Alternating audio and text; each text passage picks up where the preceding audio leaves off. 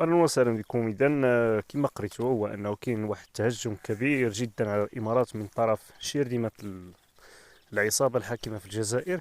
اذا فحاولوا انهم ينعتوا الامارات بابشع النعوت. اذا فضروري غادي نرجعوا شي شويه للور وغادي نزيدوا للقدام، غادي نرجعوا شي شويه للتاريخ وغادي نزيدوا للقدام.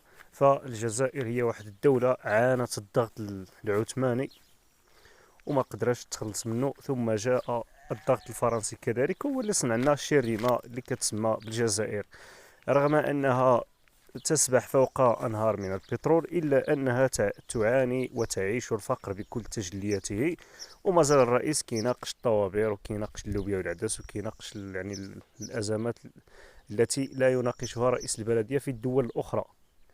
إذا أما الإمارات فحققت مجموعة من الأشياء وعندها واحد القوة رغم صغر بقعتها الجغرافية، إلا أنها قوة وضاربة